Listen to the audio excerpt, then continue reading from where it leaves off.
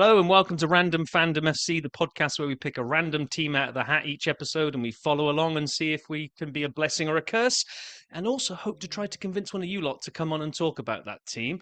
First things first, I'm Rob, that's John, and Happy New Year, John. Happy New Year. You must be Um, absolutely delighted with the start of the new year. I was saying in the little text group between me, you, and our friend Mike, who came on and did Villa on this podcast a while ago. Such an optimist in life, but when it comes to football, I'm the biggest pessimist. Until we get to May and the final whistle and the final game is blown and we know who won the league, there's going to be no gloating from me as an Arsenal fan right now because I've seen us throw away bigger leads. I've seen Man City go on these 14-game winning streaks where you just think they just can't be stopped. So you're not gonna lure me into any early gloating. It's not happening. Well, you'll Too definitely be many. gloating tomorrow I see when again. when, Again, will when we? Liverpool play Arsenal. Yeah, I'm just glad we're recording this ahead of that game because I might not want to talk to you after tomorrow night. Uh, it was good catching up. Like we went out for beers over Christmas. We were sporting We our did. full on. If I'm going to put that on the YouTube episode, although we right now we're recording it. When I edit this, I'm going to put the picture of me and you in our Christmas sweaters, our Arsenal and Liverpool thing. I don't think the bar knew what was going on. It's a fantastic night out, wasn't it? It was night out. It was an afternoon that turned into an all day, and I haven't done one of those for a while, which was brilliant, to be honest. Yeah. Um, right, okay, so we've got a Nottingham Forest fan that we've already spoken to, and we'll tee up our chat with him in a minute. But before we get there were about 1 billion games over the Christmas period. So John, you're going to give us an update on what all that meant to the fantasy league, right? Yes, absolutely. There's been a lot of changes. So so we got in at five. We got the Chocolate Milk Gang. And by the way, all of these people are pretty close. From well, yeah, even down to eighth, all pretty close. So well done, Evan H. We got John McGeown, Obi-Wan Basaka's 11 in at four. We got original Mungo Jerry at three, Sam Collins. I'm glad he's doing so well. It's rare to see an Everton representative near the top of the table, isn't it? And we got Rob Beaumont, baby. How do you pronounce this, Rob? It's Rinder. the, It's the it Man Reindeer. I think City it's the player. City player, isn't it? And a play Yeah. on Baby Reindeer, I think. I So tr- we'll I, go tr- with I that. try to avoid watching Man City, so I never get to hear the pronunciation. And in at one, our resident Swansea City fan, Steve Edwards with Jack Army, is top of the table. Congratulations, Steve. Yeah, and I think there has been a bit of a tussle going on because I was looking at one point over Christmas, and I swear that Rob had gone top and Jack had been Jack Army, so Steve had been dropped down to number two. But as we sit here recording on what Wednesday with all the Premier League games that have been going on today, that's part of this current game week, isn't it? So that's not going to be reflected here yet. This is the end of Yeah. game week 21. Um, oh my God, I had like the worst game week, previous game week, whatever it was. I don't even want to go there. Game week 20, maybe it was. I decided it was the end of the season, sorry, end of the year, and I hadn't played all my chips. And I was like, okay, I'm with all these fixtures that are going on. There's all these nailed on home teams that are going to batter their opposition. So I'm going to play that whatever chip it was where you can just make unlimited transfers and then it'll flick back the next week to who you had. So I loaded in on, United were at home to Wolves, and Wolves were terrible. They still at that point had less points than a triangle. So I was like, yeah, like I'll get Kuna, I'll get Dorgu, I'll get their keeper because I'll get clean sheet points. Yeah, that was 1-1. So that completely backfired on me. The other team I loaded into over that set of games, I got to go back on FOTMob here and take a look because it was just terrible. Where were we? We'd had. Oh, I've really got to go back now. I've got to find the Well, weekend that it was. Yeah, while here you're it was. fi- Okay, so oh, it was the sort of Tuesday the 30th of December. So yeah, United were at home to Wolves, so I'd piled in there. We also had, where was it? Was it New Year's Day? Liverpool were at home to Leeds, so I piled into because the previous game between you two had been like 3-3. So I was like, yeah, we'll get Hmm. Ekatike in there, we'll get someone else in there. I'm going to score goals. I piled into Man City as well with Foden and what's his face, the little tricky winger, the French guy, Cherky, and Haaland. I was, and everything else I filled with like the cheapest players possible, so I could afford all of this. City drew 0-0. You drew 0-0. And Man United drew 1-1 with Wolves. And it Yeah, wasn't my but player that scored. but you were still celebrating because it means Arsenal are going to win the league. Oh, shush now. But But as of today, I've had a much better day because already on this game week, I'm sitting here with I captained Haaland, so that game was beautiful for me because City dropped points, but Haaland got a penalty and got me double points. I bought in the Thiago lad from Brentford who scored twice tonight.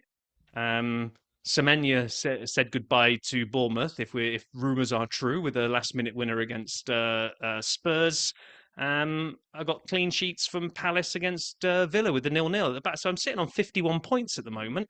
And I don't want any more points this week because the only other person I have in my lineup is Ekatike. I don't want any more points. I'll settle for 51. Well, he's my captain, so I need goals from him, please, please, Oh, please, man. Ekatike, please. Well, so what that means at the moment is between the two of us, you've obviously read out the top five, and we're not troubling the top of the leaderboard at all Well, because we're 23 is my lucky number, and I'm in at 23, so I'm happy with that with that position. such a liar. Uh, Uh, you're yet to breach the 1,000 points threshold. There's only all right, there's I was gonna say so out of the 28 that we've got in the league, there's one, two, three, four, five, six, seven of you that have not joined the 1,000 points gang. I'm sitting here all smug because I've just nudged over the top of the 1,000 points. Oh well. We shouldn't win our own league, John. We should let the listeners win it. well, that's what I'm So doing. yeah, That's what I'm yeah, you and doing. me both. Yeah. Yeah. Okay. Well, I think we should rack up our Forest fan and go listen to that, and then on the other side of it, we'll draw out our team for next time. Sound like a plan? Sounds good.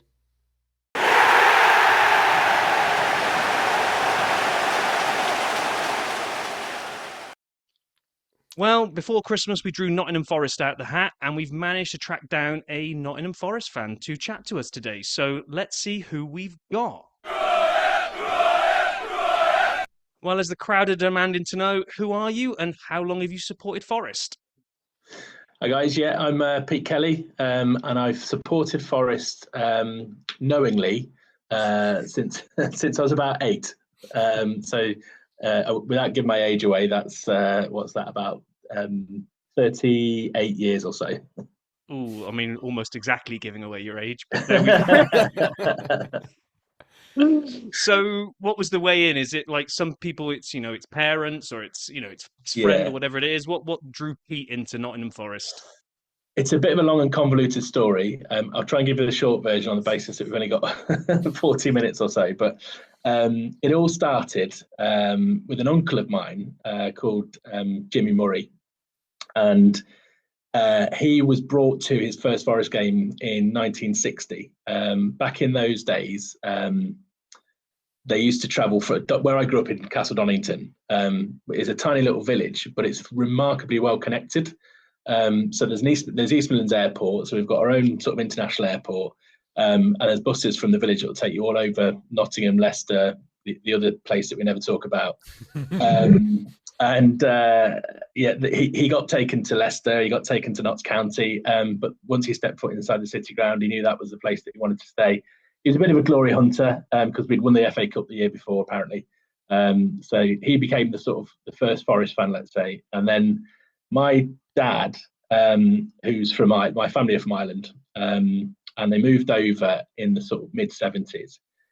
Now, in Ireland, generally, you can tell somebody's age by which club they support because Right. they're all glorious.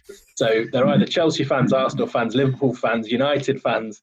And my dad not being massively into football, in the mid-70s, there was a certain Mr. Clough at Derby.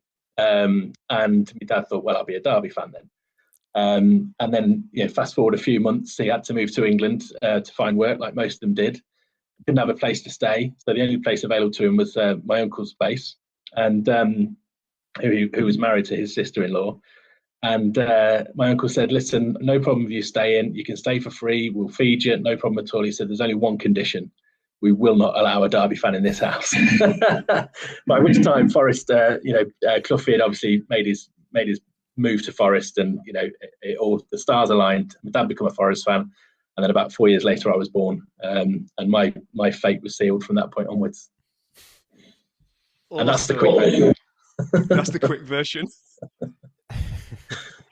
Hence the knowingly as well. Yeah, absolutely. So 8 years a Forest fan without knowing it, and then it was, my uncle set up, along with a chap called Michael O'Kane and his wife, the Nottingham Forest Supporters Club in Castle Donington, our village. So he was quite sort of heavily influential. Let's say he used to take all of the youngsters to Forest growing up around the village. So I think he claims that him and this chap Larry, who brought him to Forest the first time, were the only two Forest fans in the village at the time. So he did his bit to sort of, and obviously the team in the late 70s and early 80s also did their bit to raise the profile of this little regional club from Nottingham. Nice. Do you have a first match that you can honestly remember going to see, or a first memory of Forest? Because at 8 years old, they're all a bit vague, and I assume. Yeah, I mean, I didn't go to many games in those days, for one reason or another. But I managed to dig out this, which is, I don't know if it's all blurred, but it's a 1987-1988 Junior Reds membership card. Nice. So I do remember the match, and with the benefit of the internet these days, I can even go back and watch highlights, which is incredible because I actually can't remember the game at all. But it was Norwich City, and we won 2-0. It was a Tuesday night, kind of miserable looking Tuesday night from the videos that I watched back in May 1988, I think it was. Yeah. So. Oh wow! So we always have to do this. We always like to dig into kind of the memories now. And we all start off taking you down the bad side of things before we let you redeem yourself and look back on some nice memories. So, I mean, maybe there's quite a few of them to pick from because you've had a storied past with relegations. But what's the lowest low? What's the one that Pete looks back and it's a right gut punch to think, oh, never again. Oh, I mean, there are a few. We were sort of out in the cold. For many seasons. Obviously, when we got promoted most recently, we'd been out at the Premiership for 23 years, and during that period, there was a few seasons when we made it as far down as League One, and I think we were the only European Cup winners that had sunk that low. So that was that's about as low as you could possibly get, I think, and without sort of. Without wanting to sort of disrespect, sort of any of the clubs that are in and around League One, in terms of that's where they're at. A particular, I don't think we beat Scunthorpe that year. I think we lost to Scunthorpe home and away. So that's no disrespect to Scunthorpe, but yeah, that felt like a big kick in the stomach, to be honest. We'll never forgive Gary Megson and Joe Kinnear for that, to be honest. Well, our resident stato here, John's got a little stat about Forest and their European Championship record. Oh, go for it. Well, Forest is the only team in Europe to have won the European Cup more times than their domestic league. It's true. Yeah. It's true. That's quite a stat. We had to win the domestic league to get there in the first place, and I think that was probably quite a couple of dark days for Liverpool fans back in those days as well. Yes, I think we beat the reigning European champions in the first round. I think. Knocked you out. You did. Yeah. Not that I remember that. Obviously, that's just what I've been told by many times by uncles and dad. We would have had at least one more league title and at least one more European Cup. Yeah. Sorry about that. Well, it's the romance of football, though, right? Absolutely. Well, it is on the other side of that downward trend is what's your kind of favourite memory that you look back on and think, the moment that you wish you could relive over and over again? Promotion to the Premier League for a whole host of reasons. Again, there's been loads of highs being a Forest fan as well. If I go back to when I was growing up, you got sort of in the late 80s we were winning sort of League Cups. We won the League Cup I think twice on the trot, 89 and 99. In fact, this is the 89 shirt. so they're always brilliant memories. But one that stands out now was being promoted. Now I didn't go to Wembley for the game, couldn't get there. My dad and my sister were at the game, but I watched it on telly with my young lad Oren, and we watched the game. I was completely calm throughout. It was a terrible game against Huddersfield, really, really poor. And it was an own goal that sort of sealed it for us. And I was really calm until the 90th minute, and then suddenly, just the fact that it was on the cards. We're a few minutes away from it. Suddenly, from the depths of nowhere, this emotion just erupted, and there was screaming, there was shouting, there was tears. My poor little lad ran off into the hallway crying his eyes out because Daddy was shouting. But we've got a brilliant couple of photos from that moment. I'm giving my lad Oren a hug, and also then it was I guess connected to that was taking him to his first game. So that his first game was when we were in the Championship. It was that season before when we got promoted. We played Blackpool. And I've got a great photo of him sat on my shoulders. So I've got my Forest shirt on, he's got his Forest shirt on, and we've got the Forest ground in the background. So yeah, love those memories. Did you win that game? Blackpool, yeah. After Chris Hughton was sacked and Super Stevie Cooper came in, I think we won most games, to be honest. We went from the bottom after 7 games to I can't remember if we actually did clip second at one stage, but Bournemouth, I think, were in second, automatic promotion in that season. They were phenomenal as well. So yeah, we ended up in I think we finished 3rd. Oh, nice.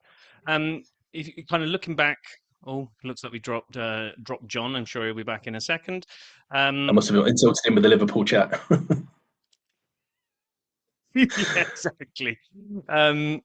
When you kind of then look back as well, you've got any kind of stories? I mean, some people have had like away day things of just completely mundane kind of matches, but some monumental happened that game, or kind of any other kind of little memories that kind of stand out along your fandom of it. Doesn't, not necessarily the highs or the lows, just, stories of being a Forest fan. Just stories that stick out. So there was a story from that season as well.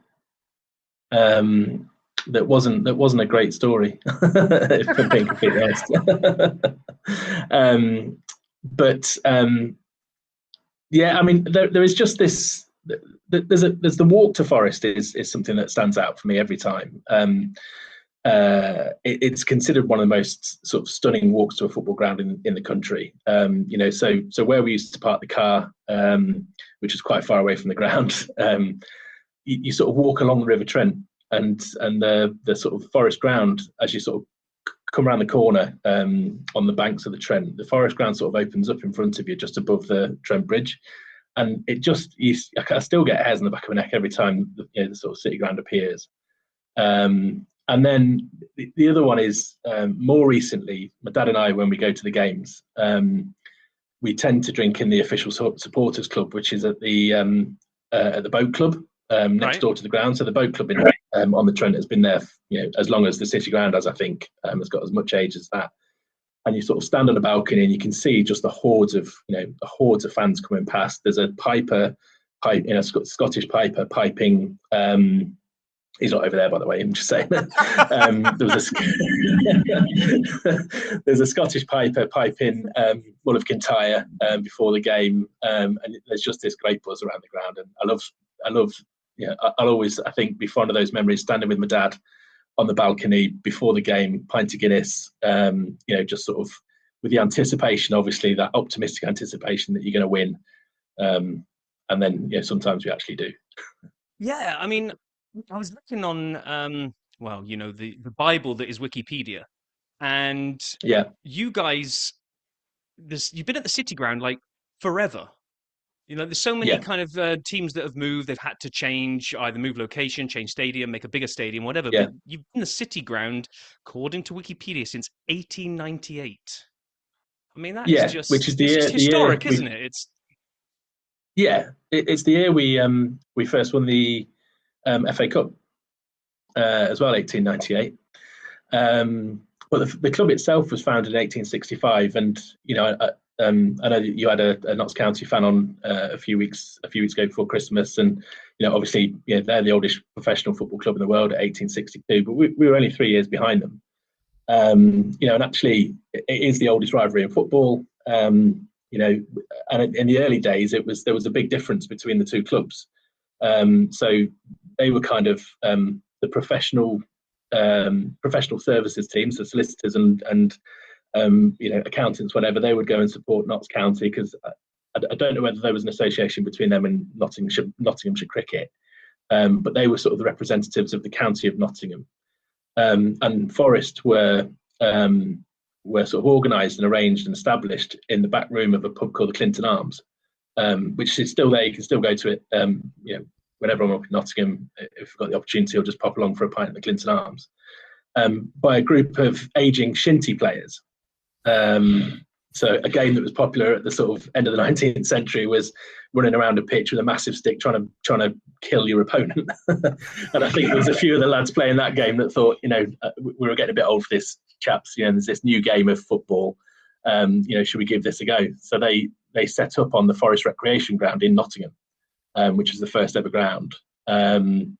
33 years later, the club was still around and sort of playing professional games by that stage, and moved to a new ground, which is the City Ground, back then.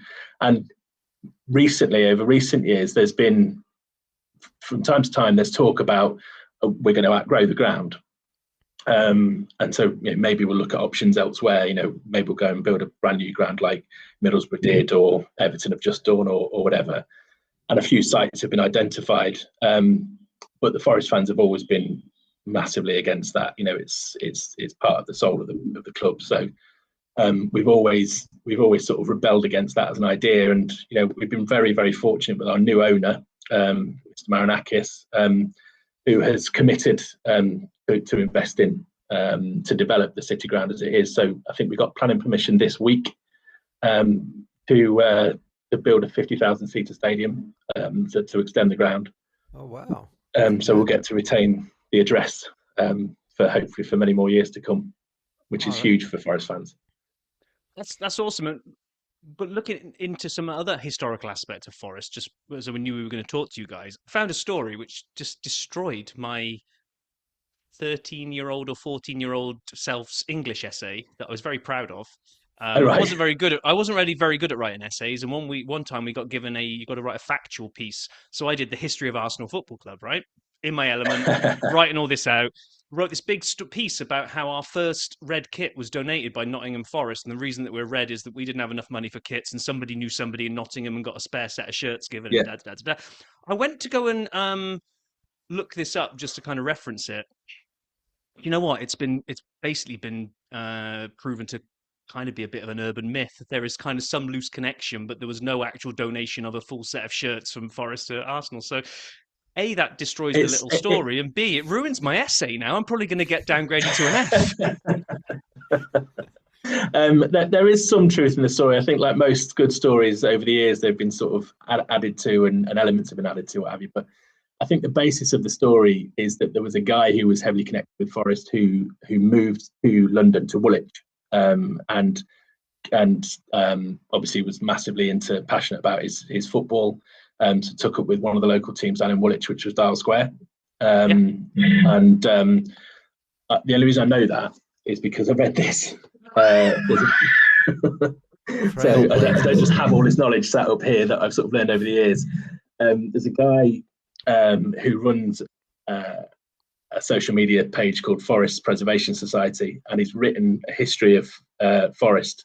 That guy's name is called Matthew Oldroyd, and he's written a book called Trailblazers. And honestly, I mean, I thought I knew the odd story about Forest, sort of that I'd learned by osmosis growing up and listening to pub chat, etc. But there's just so much more to the club. Yeah. And my depth and richness of knowledge is enhanced massively by this guy, and I read that last year. So, oh, nice. Yeah. So, I mean, if only Trailblazers was around when you were writing your essay, I know. it could have been absolute gold. You'd have got an A star. Right. I got a couple of things to do here. Now, first off is, again, looking at the Bible that is Wikipedia, I would only ever know Forest. Nottingham Forest nickname is Forest. Yes. there are three on here. Well, the Reds. Anybody that plays in Reds probably has that one, but there's two Yeah, then. yeah, That the Garibaldi's rings a bell that I might have heard that yeah, before, but the last one, the Tricky Trees, that yeah. sounds like totally made up. Yeah, I don't know where that one comes from, but it's definitely a nickname that's been sort of it's been around for quite some time, and I guess somebody somewhere just made it up once and it stuck. I don't know the history behind it. I don't know if there's somebody responsible or if there's a particular event that it relates to. What about the Garibaldis? Yeah, so Garibaldi was again connected to that period, sort of late 19th century, Italy, to do with Italy. So Italy was a country that was made up of lots of little mini fiefdoms in the country, and Garibaldi was the guy who effectively, with his army of red shirts, who sort of pulled and unified Italy. So that was in and around the same time. So I think I don't know whether Garibaldi himself had visited England at that stage and was a bit of a celebrity or whatever. But when these chaps in the Clinton Arms were thinking about what they might be called, I think it just so happened that Garibaldi and his red shirts were sort of popular, let's say, at that time. So they decided to take inspiration from that. So you took inspiration from that from Italy, and then you've taken it from Spain with the El Glufico. If I pronounce that right, El Glufico. That's your derby, right? Your derby with Derby. Yeah, County. yeah. There is a road that is Briarclough Way. It's the A52. It connects Nottingham and Derby. Obviously, it's much better heading towards Nottingham than it is heading the other way.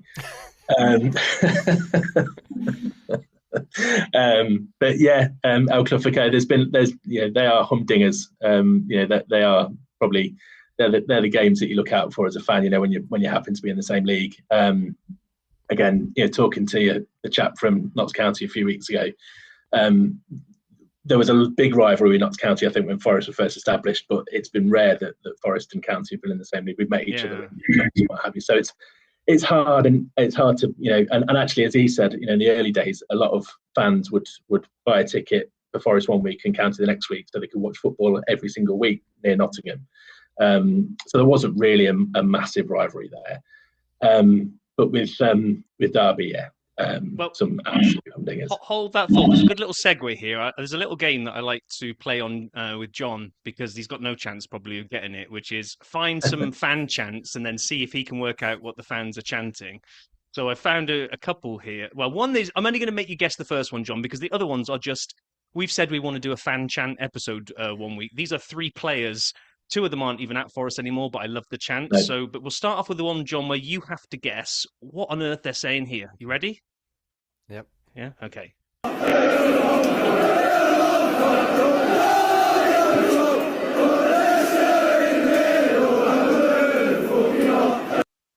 I'll play it again.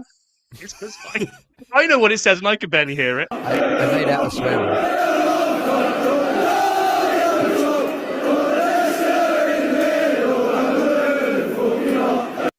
Right. I don't know if you know what that is, Pete, but The effing lot is. you've got the effing lot at the I end. got Yeah. the last bit. Did I hear Clough in there? Did I hear Clough in there? No. Okay. The lyrics to that are: build a bonfire, put Derby on the top, put Leicester in the middle, and then burn the effing lot. That is the song. So you got the end of it, John. I only got that because the captions were on the video. I mean, it's one of those things where you can hear it really well when you're in a crowd and you're chanting it, and you think everyone can hear it well, and then you hear that and you're like, what? It just sounds like drunken ramblings, doesn't it? Yeah, yeah. Now you were talking, Pete. You were talking, Pete, there's a few other chants. when John dropped because he was still in shock about Liverpool missing out on trophies. You were talking about the Scottish bagpipe player, and I wanted to ask you about that because this is one of your other ones.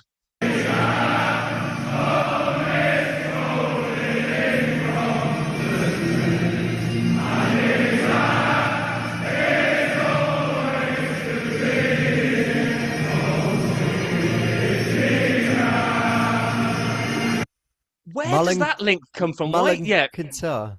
Yeah. Yeah. It's Mull of Kintyre, and it links to around the time we won those European Cups. Paul McCartney, had left that tiny little band behind, the Beatles, and come back with the enormous Wings, and that absolute sort of smash hit, Mull of Kintyre. Yeah, we took it on the basis that you could change the lyrics fairly easily to City Ground, or Miss Rolling In from the Trent. And we sing it. So the way it goes now, at the start of the game, right before kickoff. So there's a whole build-up that includes Guns N' Roses and Underworld, Born Slippy, and what have you. But right before kickoff, you get the bagpipes. You get the first accompanied verse of Mull of Kintyre, and then the second is unaccompanied. So it's just the fans singing. And again, that's another. And we always finish with a massive "You Reds." And that is a hairs on the back of your neck moment. And there's a few brilliant videos online of where people have just happened to be walking past the ground across the Trent Bridge, and you can hear it from the Trent Bridge, and they've recorded it, and it sounds absolutely mega. Right, and then just a couple of, I haven't got too many more, but I love a good repurposing a song for a player, so here we go. Always believe in your soul. You've got the power to know you're in this control. Always believe in Danilo. Oh, there. Danilo, yeah. I mean, sadly, he's gone back over to Brazil. I think he's back playing for Botafogo. Yeah, something like that. Yeah, and another player that's left and has come to this side of the pond is this one.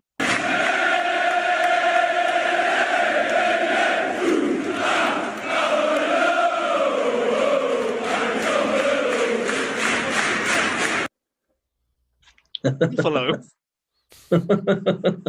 Harry Toffolo, yeah. Again, we when we joined the Premier League, we got a load of stick from other fans, other clubs, because we bought 23 players. Effectively, we weren't supposed to get promoted the year we got promoted. I don't think it was part of the plan, because we had a load of loan players and sort of championship players and players that realistically weren't going to make it in the Premier League. So fortunately, we had Mr. Marinakis, and he opened his wallet and spent a fortune on 23 new players, and we brought a couple in. I think Toffolo came from Huddersfield. I think we had Toffolo and Lewis O'Brien from Huddersfield, who we played against in the playoff final.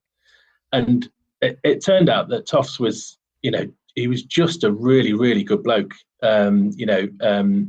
Always out in the community, the Forest community, always supporting fans. Various sort of charity drives and whatever, and he sort of endeared himself to the fan base really, really quickly. And it was probably the right move for him to go across to the States at that time. But we do miss it. I think we do probably miss him around the club. It's just one of those lads that was just great to have at the club. I think I saw he's come to Charlotte FC, I think, is where he is now. But yeah. And we lost Sam Surridge as well. Sam Sturridge, sorry. Sam Sturridge, it is Sturridge. He was at Forest in that championship season. Scored some good goals for us, and now he's over playing at Nashville, I think. Okay. Well, the last chant I have is for a current player, because then that will nicely segue us into talking about current Nottingham Forest. So this one.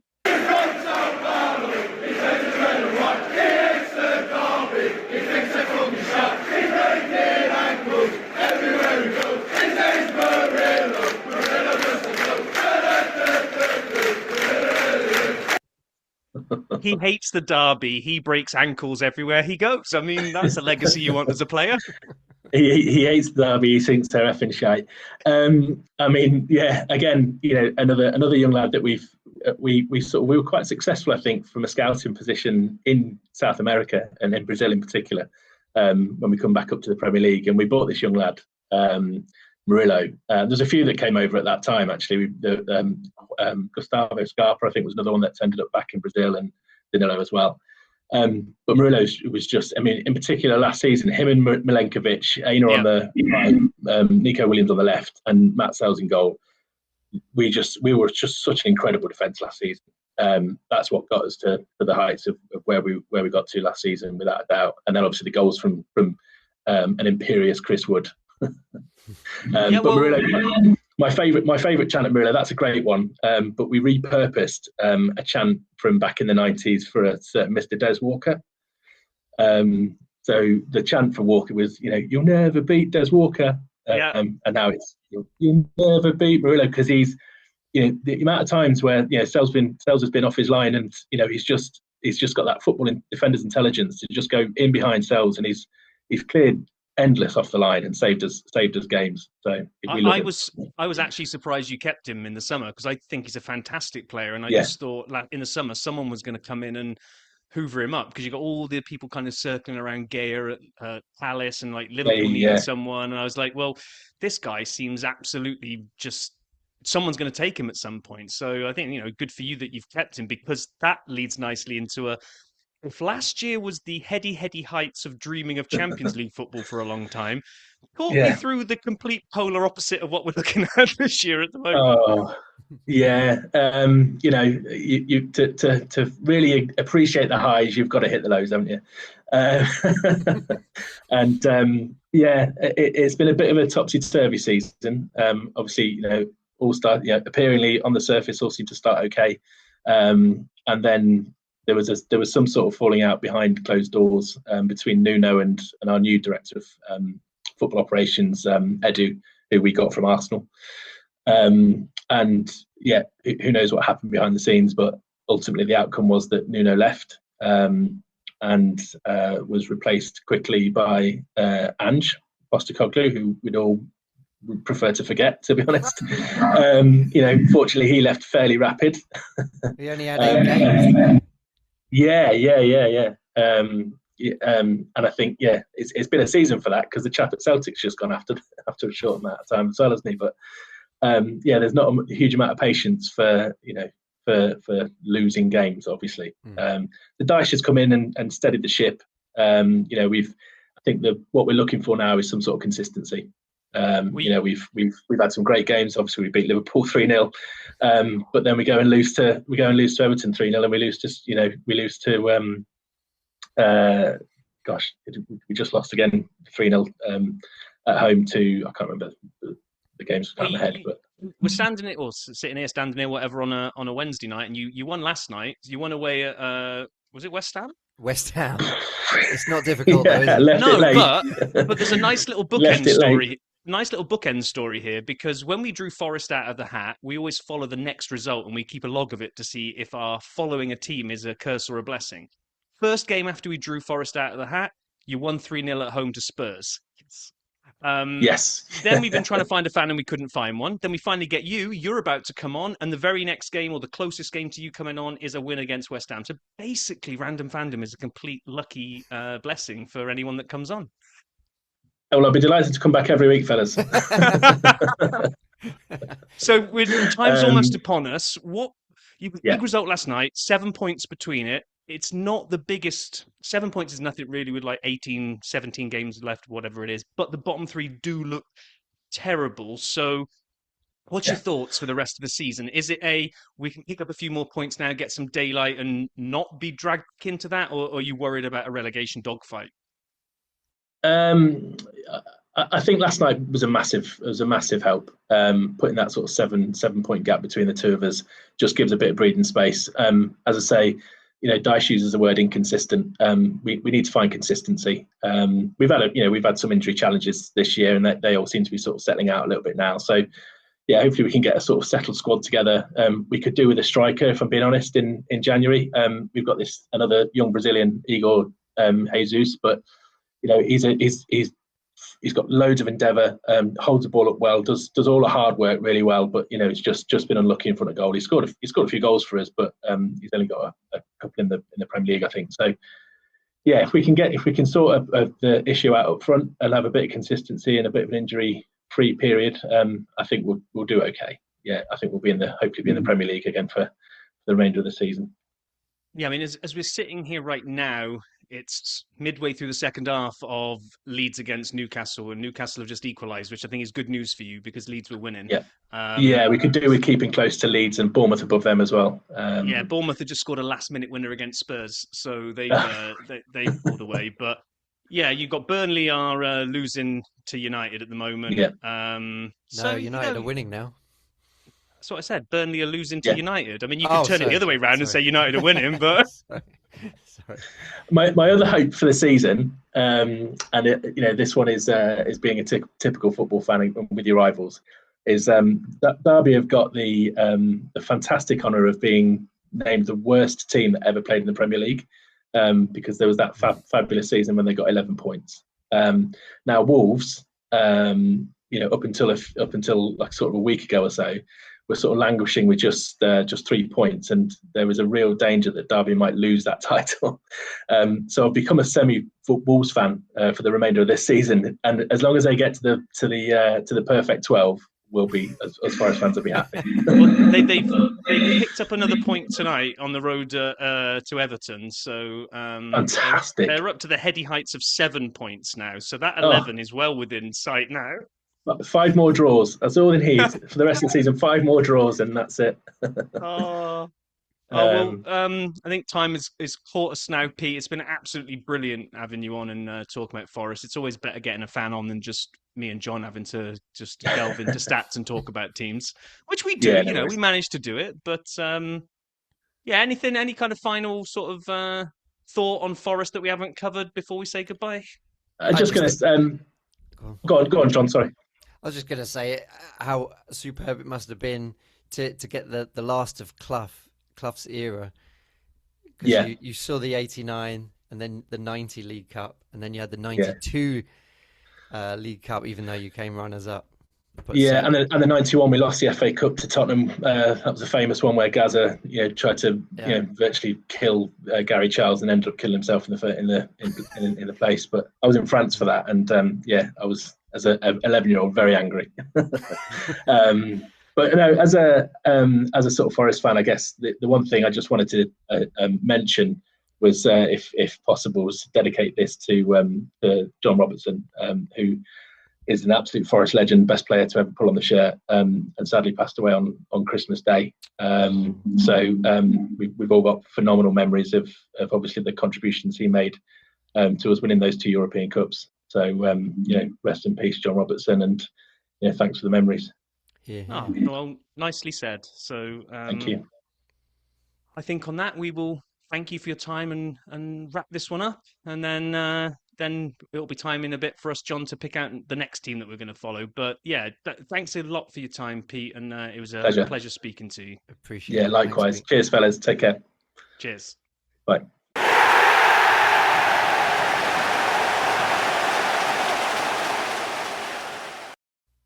Okay, brilliant. Thank you so much, Pete. He did say after we finished recording that he wished he'd mentioned that Stuart Pearce was his favourite player of all time, Psycho Pearce. So I said we'd give it a shout out. And if you're watching this on YouTube, I will have already thrown up some little Psycho Pearce graphic. I probably will have chosen the big penalty one with the veins out in the neck for England when he that was put to rest those ghosts. Beautiful moment. That was one of my favourite moments in football. Yeah. Do you remember him stepping up for it? And with every fibre of my being, I was like, do not repeat what you did in, was it? Italia 90, was it when he put it over the bar? Yeah. Uh-huh. Did he put it over the bar, or did he hit the... Waddle blazed one into the stratosphere, but I can't remember if Pearce's was saved or he put it over. I think they put it in the same row, didn't they? Yeah, maybe.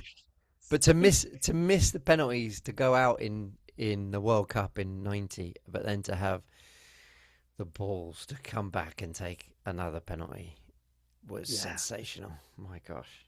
What a legend. What a legend for club and country. In Sunday League football, I think I've only ever taken one penalty because I'm not very good. I'm a winger. I used to play up front a little bit. I don't like penalties. I've taken one and I missed it. It was the weakest apologetic excuse for a penalty you will ever see. Literally, the keeper could have dived to the wrong corner, stood up, seen where I put it, dived back across the goal and stopped it. That's how little power I put on it. Were you a penalty taker? I was, yeah. I took them all. And did you? I scored every single one bar one. I only missed one. Saved or you missed the target? No, it's saved. Typically, I don't think there's any goalkeepers that I'm going to play anymore. So I used to hit down to my bottom right, and scored a lot. So, a friend of mine once told me, when you're a striker and you're running through on goal, always keep an eye on the keeper to see which side they prefer to dive on. They'll always have a preferred side that you'll see that when they slide out to collect the ball, if they always drop on their left-hand side, there's a good chance that as a penalty saver, they will dive to their left-hand side. If they slide out on their right-hand side, they prefer that side down, so they're going to go that way. That was the logic I used in my one and only penalty. I'd seen him sliding down. It was over in this country as well, John. It was Simsbury.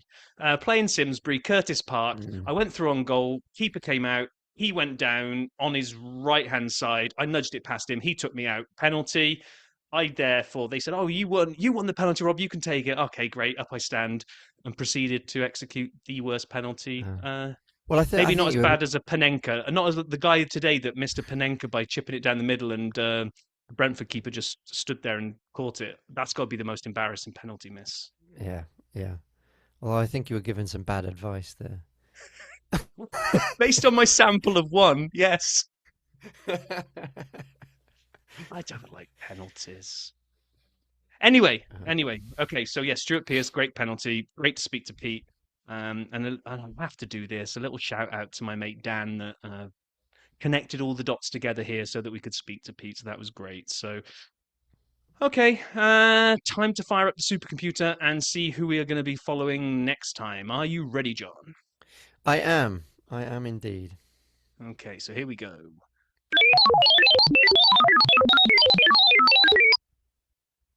Ooh. I'm going to give you a clue. You're going to get it straight away. Premier League. Taste of Hollywood on Random Fandom. What's that? A Taste of Hollywood on Random Fandom. Brentford. No. Isn't Brentford's got the Hollywood?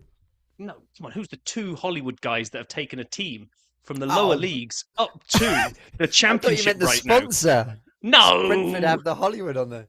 Oh, true. It's got to be. It's got to be Wrexham then, hasn't it? It is the mighty Wrexham. We have Wrexham from the championship as our team to follow. Now, please, there's got to be a Wrexham fan we can find, because what a story. I know there's all the jealousy or bitterness around the money that's been thrown at them, but who cares? There have been many, many teams that have had lots and lots of money thrown at them and have never shot up the table like these guys have. So, and you've seen they're like 3 points outside the playoffs at the moment as well. I know, it's fantastic. Their rise has been unbelievable. I've enjoyed every minute of that Wrexham documentary series. Yeah. The Welcome to fantastic. Wrexham. Yeah, I love it just because I think that they, whether they really do, they seem to really care for the community and put a lot of money, not just into the football club, but into the surrounding town. And the people that live there seem to echo the same sentiments. So it seems like a good set of owners that have not only kind of done right by the club, but done right by the town as well. So they're so likeable as well. I think so. There is a lot of resentment. I think the resentment usually comes from teams that haven't shot up the table and got all this money, but that's why Arsenal normally resent us. Yeah. So you're getting these cheap shots in now. It's just... it's all I got.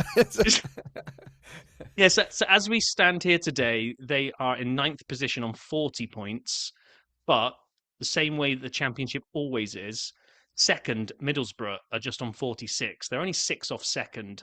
So you've got like a scatter. 6 points separates second down to 9th. Coventry, although they've stuttered a little bit recently, Coventry are only on 52. I mean, that's a big ask. That's 12 points ahead of Wrexham. But you've got to think that playoffs is a chance. They started off the season like not really picking up too many points, and are they just going to finish above the relegation zone, which is enough because all they want to do is secure championship football? But right now, they have got to be looking up the table, not down the table. It would just be incredible if they made the playoffs, wouldn't it? It's just incredible.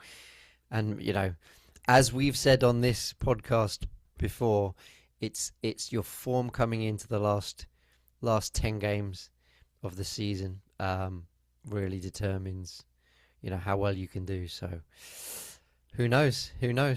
But let's try and find a Wrexham fan, huh? I was going to say, you and I put out the feelers. Anybody that's listening, put out the feelers. If you know a Wrexham fan, get them to get in touch with us. It's either email, I don't even remember now, randomfandomfc@gmail.com, or you can find us on various socials and just drop us a message there.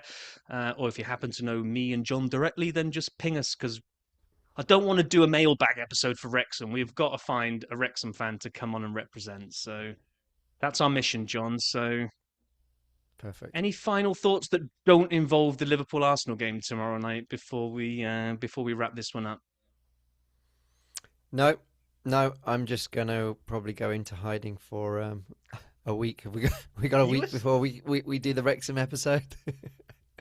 A week if we find a Wrexham episode. If we find a Wrexham fan, if not, we'll let it run for 2 weeks because we'll definitely try to find one. But yeah, Right. I promise not to give you any grief if we happen to beat you tomorrow, because, like I say, I'm the pessimistic fan that knows nothing matters in January. It's what matters in May. So, right, on that note, thank you all for listening. Like I say, go and try and find us a Wrexham fan, and we will catch you next time when we talk to that Wrexham fan that you're all going to find for us. So, nice one.